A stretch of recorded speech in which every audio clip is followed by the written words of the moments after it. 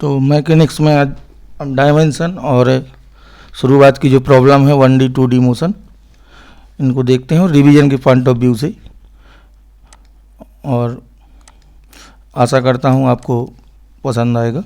तो सबसे पहले मैं मात्रा और विमाओं की ही बात करूँगा। इसमें कुछ चीज़ें इस तरह हैं जो आपको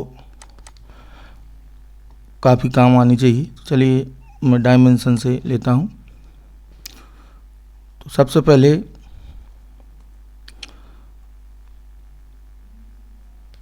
हम ऐसी राशियों को देखते हैं जिनकी कोई विमा नहीं होती है। ठीक है, कुछ राशियाँ ऐसी ज़रूर हैं कि जिनकी विमा नहीं है लेकिन मात्रक उनका एग्जिस्ट करता है। तो अभी हम जो देख रहे हैं यहाँ पे, ये विमाहीन की हम बात करेंगे। मात्रक इनके हो सकते हैं लेकिन विमा नहीं। तो इतनी राशियों की हमें कोई विमा नहीं मिलती है। विकृति है, अपवर्तनांक, आपेक्षिक घनत्व, कोण, ठोस कोण, सॉलिड एंगल, कला, फेस डिफरेंस होता है, दूरी प्रवणता, क्योंकि प्रवणता में दूरी से ही भाग दिया जाता है, तो दूरी बटे डेल्टा एक्स होगा तो दूरी कैंसिल होगी, इसलिए दूरी प्रवणता की कोई विमा नहीं होती। किसी भी चीज़ की प्रवणता हमें निकालनी हो, अगर वेग प्रवणता पूछी गई है, आगे आप पढ़ेंगे, तो ये होगा वेग बटे दूरी के साथ वेग परिवर्तन। उसी तरह ताप प्रवणता की भी अगर बात हो रही है तो ताप बटे दूरी। ठीक है, तो अगर दूरी प्रवणता की बात हो रही है तो दूरी बटे डेल्टा एक्स यानी दूरी ही होगी, तो इसलिए इसकी कोई विमा नहीं होती। आपेक्षिक पारगम्यता रिलेटिव होता है, समान राशियों का अनुपात है, और ये विद्युतशीलता है, ये वही के कह सकते हैं इसे। स्पर्श कोण यानी कोण है, संख्या है, घर्षण गुणांक है, ऊष्मा का यांत्रिक तुल्यांक और विद्युत प्रवृत्ति। तो घर्षण गुणांक में आप इस तरह से कह सकते हैं म्यू इक्वल टू 10 लैम्डा होता है, तो tan थीटा साइन की कोई विमा नहीं होती है, इसलिए म्यू की नहीं होगी। द्रव्यमान की विमा m लेंगे हमेशा, संवेग की द्रव्यमान गुणा वेग से निकल आएगी।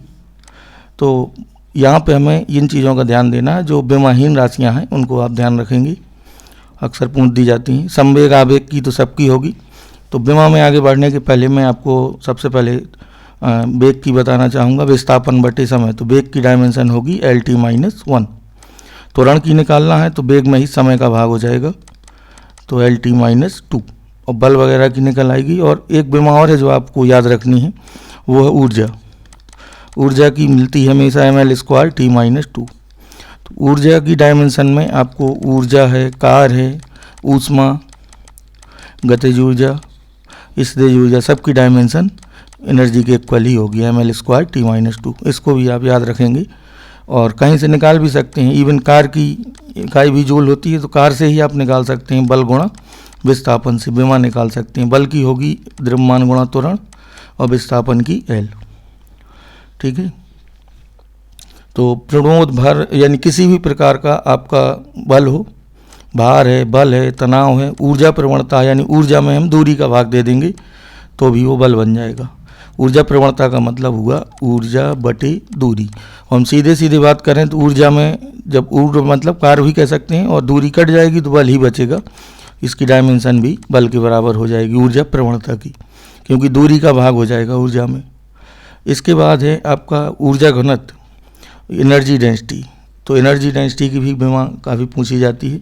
जैसे एक समान वैद्युत क्षेत्र में ऊर्जा घनत्व का फॉर्मूला होता है हाफ K∁0 E², और चुंबकीय क्षेत्र में B² बटे 2 μ0। ये 12th में पढ़ेंगे। और कोई भी गुणांक हो, यंग प्रत्यास्थता गुणांक बराबर y इक्वल टू प्रतिबल बटे विकृति होता है। तो जो प्रतिबल की होगी वही इसकी हो जाएगी, क्योंकि विकृति की कोई डायमेंशन नहीं होती। प्लांक नीतांक, कोणीय संवेग, तो इनकी भी सेम है। तो देखिए इसको भी निकाल लेते हैं। प्लांक नीतांक की आप यहाँ से दे सकते हैं E इक्वल टू h से, और कोणीय संवेग की J equal to I omega से। तो देखिए दोनों की निकालते हैं। E/μ, E है एनर्जी यहाँ पे, ml² T-2, न्यू आवृत्ति है, तो ये T इनवर्स आएगा आवृत्ति का, ऊपर ले जाएंगे इसे, तो ml² T-1, इतनी ही इसकी आनी चाहिए। तो देखिए I की होगी ml², ओमेगा की होगी T इनवर्स। ओमेगा की सेम होगी आवृत्ति के बराबर, क्योंकि ओमेगा बराबर 2π/T होता है, तो ओमेगा की T इनवर्स आएगी। ठीक है, अब किसी भी तरह का त्वरण हो, गुरुत्वीय त्वरण हो, गुरुत्वीय क्षेत्र की तीव्रता हो, इन दोनों की भी सेम होती है। तो गुरुत्वीय त्वरण की हम निकाल सकते हैं F = ma से त्वरण भी समझ सकते हैं, या W = mg से आप निकाल सकते हैं। तो जी की होगी W/m। W यहाँ पे होता है ml² T-2 और भाग हो जाएगा यहाँ पे m का, तो L² T-2।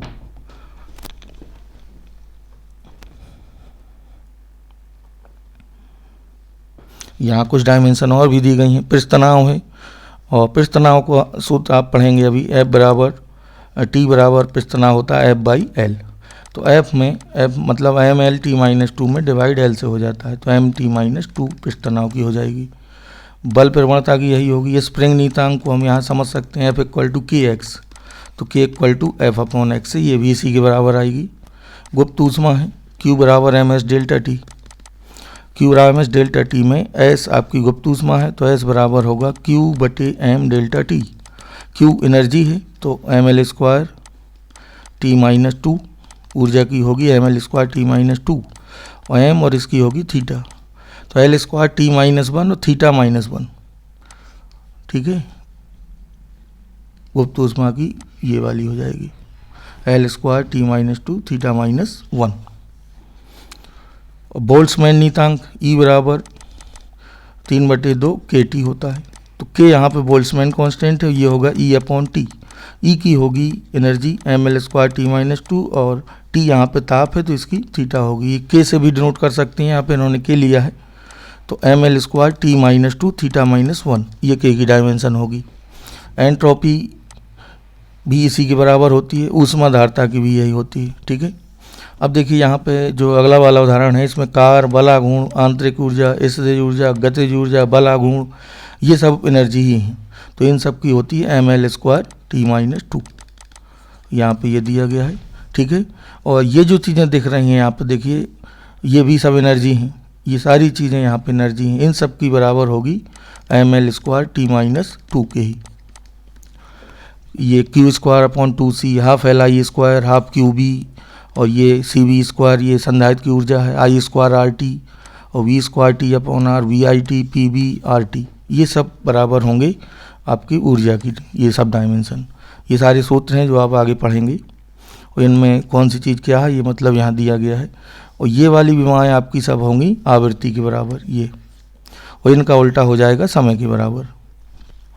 इन पे क्वेश्चन जनरली पूछे जाते हैं तो इनको आप याद रखेंगे।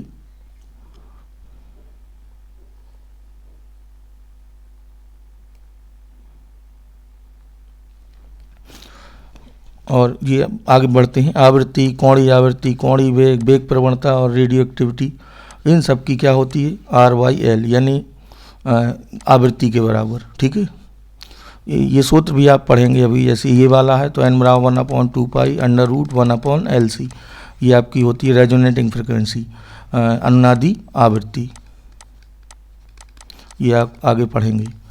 और ये यहाँ पे जो दिख रहा है ये आपकी ताप के बराबर है, समय के बराबर है ml² T-2। तो सबसे पहले आप पेंडुलम का आवर्तकाल निकालेंगे L/G से, तो ये समय ही होगा आवर्तकाल, तो L/G की T के बराबर होगी। और स्प्रिंग का बल नीयतांक, उससे आप आवर्तकाल निकालेंगे तो m/k, तो m/k की भी समय होगी L/R RC और √LC। L/R आप यहाँ से देख सकते हैं, E बराबर E0 1 - e⁻ RT/LC, ये प्रेरकत्व के लिए होता है। और ये RC भी समय के बराबर है, ये आप संधारित्र की चार्जिंग और डिस्चार्जिंग से समझ सकते हैं, ये होता है RT/C, ठीक है, T/RC।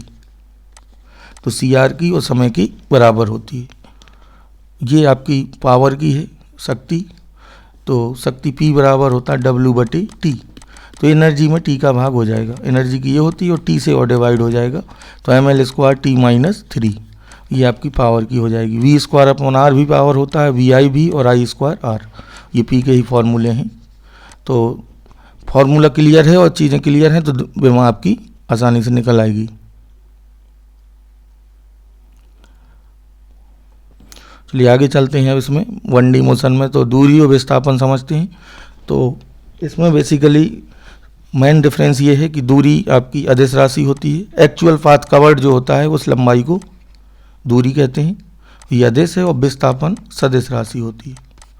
तो जैसे यहाँ पे एक एग्जाम्पल लिया गया है, कोई पार्टिकल A से B गया है इस मार्ग से, जैसा ये डॉट डॉट करके बना है, तो जो एक्चुअल मार्ग है इसकी जो लेंथ होगी, ये डॉट डॉट वाला मार्ग हम नापेंगे तो ये दूरी को व्यक्त करेगा जो चाप की लंबाई है। और यहाँ पर विस्थापन पूछा जाएगा तो विस्थापन होगा ए टू बी जब हम डायरेक्ट चलेंगे। तो ए से बी की ओर मिलाने वाला जो वेक्टर होगा ये आपका विस्थापन होगा और ये दूरी होगी। तो हम सीधे सीधे कह सकते हैं कि दो बिंदुओं के बीच जो न्यूनतम दूरी है वो विस्थापन होती है और इसकी एक दिशा होती है, और जो एक्चुअल पाथ कवर्ड उसकी जो लेंथ होती है वो दूरी है। जिस रास्ते पे आप चल रहे हैं मार्ग की जो लंबाई है, मार्ग की लंबाई ये आपकी दूरी होती है। और कभी कभी दूरी और विस्थापन बराबर होंगे तो ये आपका तब होगा जब कण स्ट्रेट लाइन मोशन में एक ही अपनी दिशा बदले 1D मोशन में चल रहा होगा। जैसे यहाँ हम लें ए से बी कोई पार्टिकल आया तो यही इसका डिस्प्लेसमेंट होगा और यही दूरी होगी, उस केस में बराबर होगा। यानी कण अगर सरल रेखी मार्ग में है तो दूरी और विस्थापन बराबर होंगे। इन जनरल हम बात करें तो दूरी always greater than equal to विस्थापन, दूरी ही बड़ी होगी या इक्वल हो सकती है। और इसी को हम कह सकते हैं दूरी बटे विस्थापन is greater than equal to 1। ये क्वेश्चन भी पूछा जा चुका है। इसी तरह वेग और चाल में भी बना लेते हैं। यहाँ से आपका बनेगा चाल is greater than equal to वेग, क्योंकि हम यहाँ समय से भाग दे दें तो वो वाला रिलेशन आ जाएगा। तो दूरी वाला बेसिकली आप याद रखेंगे कि distance always greater than equal to displacement.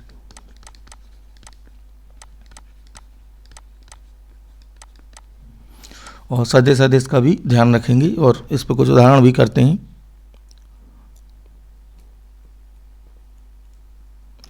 दूरी एक अदिश राशि है जबकि विस्थापन सदिश है, ठीक है। दूरी पथ पर निर्भर करती है जबकि विस्थापन नहीं। विस्थापन तो सीधे सीधे दो बिंदुओं को मिलाने वाला वेक्टर होता है। गतिशील वस्तु के लिए दूरी शून्य या ऋणात्मक नहीं हो सकती, लेकिन विस्थापन धनात्मक ऋणात्मक शून्य हो सकता है। दूरी तो हमेशा धनात्मक होगी क्योंकि एक्चुअल मार्ग की लंबाई हमें नापनी होती है, और ये नेगेटिव जीरो और कुछ भी हो सकता है डिस्प्लेसमेंट। दो निश्चित वस्तुओं के मध्य अनंत दूरियां संभव होती हैं क्योंकि दो निश्चित बिंदुओं के मध्य अनंत पथ संभव है। तो सही बात है, जैसे मैं कहूँ एक पॉइंट ए है एक पॉइंट बी है, तो अब आप यहाँ से यहाँ कई प्रकार से जा सकते हैं। ये सभी दूरियाँ हैं, कहीं से भी जाएं आप तो ये सभी दूरियाँ हैं, तो कई मार्ग से ऐसा संभव हो सकता है। और जो न्यूनतम दूरी होती है वही न्यूनतम दूरी विस्थापन बन जाती है। अगर यहाँ से भी हम इसको डिफाइन कर सकते हैं।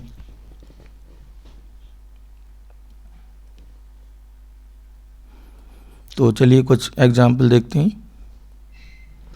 इसमें एक कण 10 मीटर त्रिज्या वाले वृत्त के चतुर्थांश में ए से बी पे जाता है। पथ के अंदिश विस्थापन का परिमाण वेक्टर ए बी और एक्स अक्ष के मध्य कोण ज्ञात करो। यानी फिगर हमें गिवन है और ए से बी कोई पार्टिकल इस तरह चल रहा है यहाँ से यहाँ तक। त्रिज्या है इसकी 10 सेंटीमीटर, तो ये 10 होगी, ये 10 होगी। इस मार्ग से कण चला है और ए से बी गया है। पहले पार्टिकल ए पे था और फिर बी पे पहुंचा है, और ये डायरेक्शन है कि बिंदी है आपको, और रेडियस 10 है। तो सबसे पहले हम डिस्प्लेसमेंट अगर पूछें तो डिस्प्लेसमेंट होगा वेक्टर ए बी, और ए बी हमें अगर इसकी वैल्यू पहले निकालनी है तो वैल्यू होगी 10√2। ये इसकी ये जो लेंथ है ये हम पाइथागोरस से निकाल सकते हैं, √10² प्लस 10² से। और वेक्टर फॉर्म में अगर हमें डिस्प्लेसमेंट चाहिए हो तो हम उसको भी फाइंड कर सकते हैं। देखिए हमें वेक्टर ए बी अगर निकालना हो यहाँ पे ए से बी की ओर, तो ये बराबर होगा ओ बी माइनस ओ ए के। और ओ ए आपको गिवन है, देखिए ओ ए गिवन है 10i और ओ बी गिवन है 10j कैप, क्योंकि ये आई डायरेक्शन में है और ये जे में है। ये यूनिट वेक्टर होते हैं आई कैप जे कैप, हम इनकी पहले बात कर चुके हैं। एक्स एक्सिस का यूनिट वेक्टर आई कैप और वाई का जे कैप, और के का होता है आपका के कैप, जेड एक्सिस का के कैप होगा। तो यहाँ पे ओ ए मतलब ओरिजिन के रिस्पेक्ट में ही हमेशा ये पोजीशन वेक्टर होते हैं, तो ओ बी में से ओ ए सेपरेट कर देंगे, तो ये हो जाएगा 10j cap minus 10i cap, ठीक है। और अगर दूरी पूछेगा तो दूरी के लिए ये चाप की लंबाई हमें निकालनी होगी 1/4 भाग की, तो एंगल ये 90 सबटेंड करेगा। तो कोण बराबर होता है चाप बटे त्रिज्या। चाप की लंबाई हमें निकालनी है और त्रिज्या आपकी 10 है, तो ये आपका 5 पाई हो जाएगा। ए बी जो दूरी है वो आ जाएगी 5 पाई मीटर, ये इन्होंने निकाला है यहाँ पे। और अगर हम विस्थापन निकाल लेते हैं वेक्टर में तो हम कोई भी एंगल भी फाइंड कर सकते हैं कहीं से भी। तो बस ये ध्यान देना है कि कौन सी दूरी को व्यक्त करेगा, कौन सा डिस्प्लेसमेंट को करेगा। तो आपको क्वेश्चंस को समझ के फिर उसको ध्यान देना है।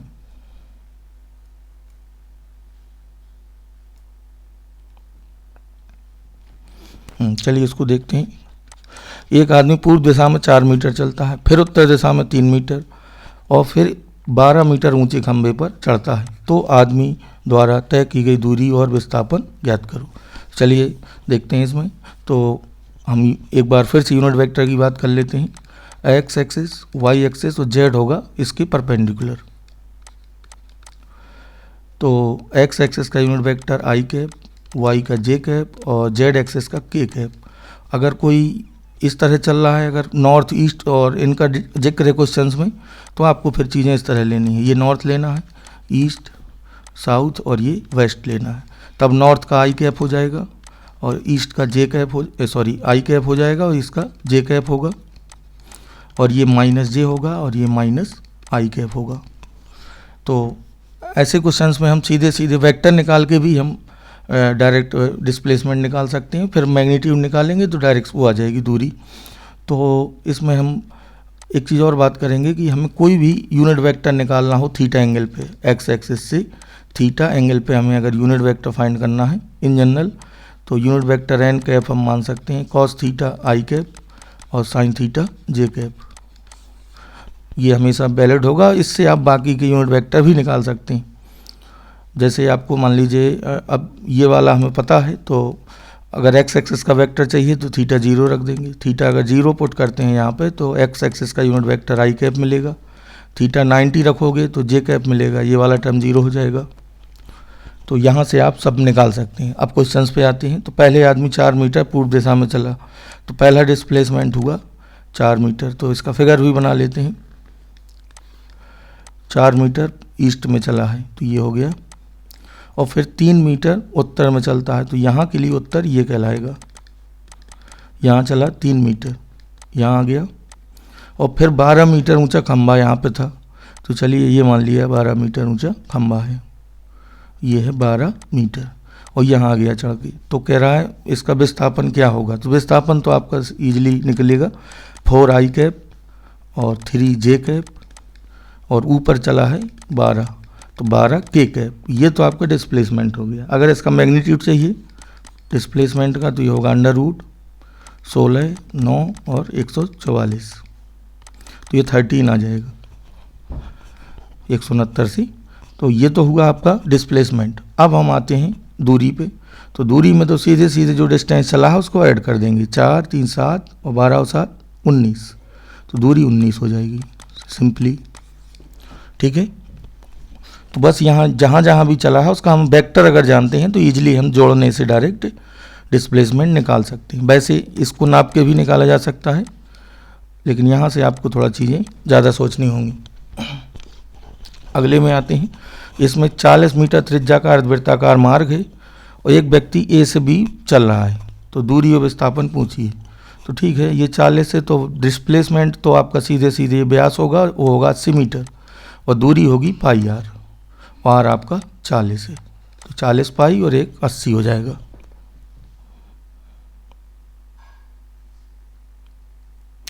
चाल और वेग की डेफिनेशन है, तो इन्हें सिंपली हम वहाँ से चीज़ों को समझ सकते हैं। देखिए अभी हमने थोड़ी देर पहले आप पढ़ा है विस्थापन और दूरी, तो ये सदिश चीज़ है, ये अदिश है, ये आपने पढ़ा है। अगर हम समय से भाग दे दें तो ये वेग बनेगा, ये भी सदिश होगा, और ये बनेगी चाल, ये अदिश ही होगी क्योंकि समय अदिश होता है। तो वेग और विस्थापन ये सदिश राशियाँ हैं, दूरी चाल अदिश राशियाँ हैं। डेफिनेशन तो सिंपल है, दूरी बटे समय। इकाई समय में चली गई दूरी या समय के साथ दूरी में परिवर्तन को की दर को चाल कहते हैं। ठीक है। गतिमान कण के लिए चाल कभी शून्य पॉजिटिव नेगेटिव नहीं होगी, सदैव धनात्मक होगी। यानी चाल हमेशा मैग्नीट्यूड होगा तो हमेशा धनात्मक होगी, कुछ ना कुछ वैल्यू मिलेगी, ना तो ये 0 हो सकती है ना नेगेटिव। मात्रक तो m की पावर 0 LT इनवर्स जानते हैं आप। चाल बराबर दूरी बटे समय, और ये जो दूसरी डेफिनेशन है कि दूरी के साथ यानी चाल बराबर होता है दूरी बटे समय, तो समय के साथ दूरी का चेंज भी कह सकते हैं इसे। और तो एक समान चाल में क्या होता है, जब कोई कण समान समयांतराल में समान दूरी तय करे तो कण की चाल एक समान होती है। ठीक है, यानी समयांतराल में डिस्टेंस समान चलेगा तो हम उसे कहेंगे कि चाल इसकी एक समान है। किसी भी इंटरवल में दूरी सेम आनी चाहिए। अब आते हैं असमान परवर्ती चाल। तो इसका सीधा सीधा है कि जब कोई कण समान समयांतरालों में अलग अलग दूरी चले, मतलब पहले 5 सेकंड में चला मान लीजिए 10 मीटर, फिर अगले 5 सेकंड में चल रहा है 20 मीटर या 8 मीटर, कुछ भी 10 मीटर सेम ना चले, तो अलग एक ही समय में कोई खास हम इंटरवल डेल्टा टी लें और उसमें अलग अलग इंटरवल में इसकी दूरी, एक ही इंटरवल में उसकी दूरियां अलग अलग अगर मिलती हैं तो हम कहेंगे कि चाल एक समान नहीं है, या परवर्ती चाल, वेरिएबल वेलोसिटी बोलते हैं उसे। अब आते हैं औसत चाल पे। तो औसत चाल होता है कुल दूरी बटे कुल समय। जितने भी इंटरवल की बात हो रही है उन सब की कुल दूरी और उन सब का कुल समय, वी एवरेज बराबर होगा delta S upon delta T.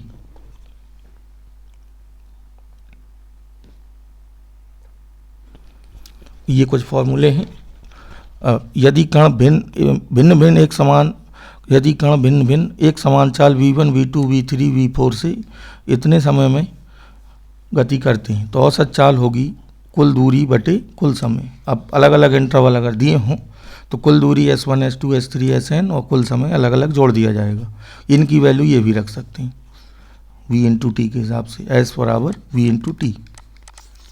और t1, t2, tn सेम है तो यही फिर आपका जो एवरेज होगा वो इनके समांतर माध्य के बराबर हो जाएगा। अगर अंतराल समयांतराल सेम है तो जो औसत चाल होगी वो उनके अलग अलग चालों के समांतर माध्य के बराबर होगी। यहाँ से हम देख सकते हैं ये इक्वल होंगे तो कैंसिल आउट हो जाएंगे और n बार ये आएगा।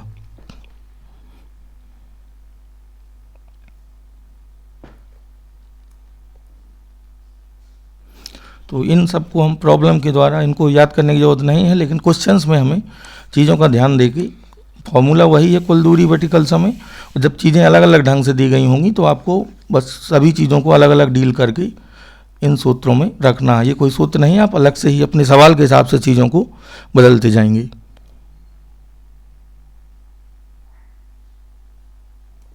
चलिए मैं यहाँ पे एक एग्जाम्पल ले लेता हूँ।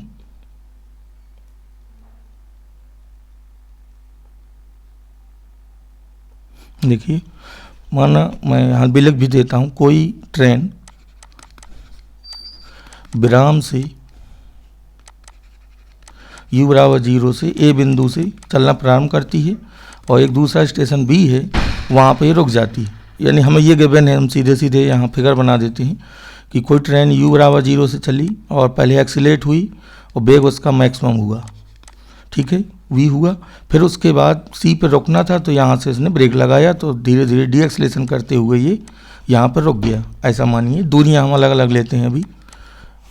यानी कोई कण इस तरह चल रहा है कि एक बिंदु से विराम से चलता है और स्पीड उसकी मैक्सिमम होती है, फिर ब्रेक लगा के अगले स्टेशन में h2 दूरी चलकर रुक जाता है। प्रारंभिक वेग भी 0 है, अंतिम वेग भी 0 है। मान लीजिए जो एक्सीलेशन है, जब तक एक्सीलेशन हुआ है तब तक a है और डी एक्सीलेशन b है, और ये दूरी s1, ये s2 है और मैक्सिमम वेलोसिटी v है। और यहाँ पे हमें ये मानना पता है कि कुल दूरी कैपिटल S है और कुल समय कैपिटल T है, ये हमें दिया गया है। तो यहाँ एक रिलेशन आता है t² बराबर 2s 1/a प्लस 1/b। इस पे काफ़ी सारे सवाल बनते हैं। यहाँ t कुल समय है, s कुल दूरी है, a और b त्वरण और मंदन है बेसिकली वो त्वरण ही, और यहाँ पे माइनस लगाने की जरूरत नहीं, माइनस से ही ये आया है आपका रिलेशन। तो इसको आप याद रखेंगे तो और भी प्रॉब्लम में आप इसको डायरेक्ट यूज कर सकते हैं। इसको बस ध्यान ये रखेंगे कि ये t यहाँ पे जो आया है कुल समय है, s कुल दूरी है, a त्वरण है और b मंदन है। ये आपको ध्यान रखना होगा। अब देखते हैं रिजल्ट कैसे आता है। तो इसको आप आराम से प्रूव कर सकते हो अलग अलग इंटरवल के लिए। देखिए 2 इंटरवल पे यहाँ पे बात हो रही है, u बराबर 0 से चला और यहाँ पे मैक्सिमम हुआ और फिर वेलोसिटी जीरो हुई बाद में, यहाँ रुक गया। ये S2 S1 T1 T2 acceleration A है और डी एक्सीलेशन B है। तो ए बी भाग में और बी सी भाग में आपको पहली तीसरी इक्वेशन लगा देना है। पहली इक्वेशन होगी ए बी भाग में v बराबर u प्लस ए टी, और तीसरी होगी v स्क्वायर बराबर 0 प्लस 2a/s1, ये तीसरी है। इसी तरह सी डी में लगाएंगे तो v बराबर u का काम करेगा यहाँ v और तुरंत नेगेटिव है T2 v बाई बी, और T1 आएगा v बाई ए, S1 आएगा v स्क्वायर अपॉन 2a। अब हम यहाँ से जो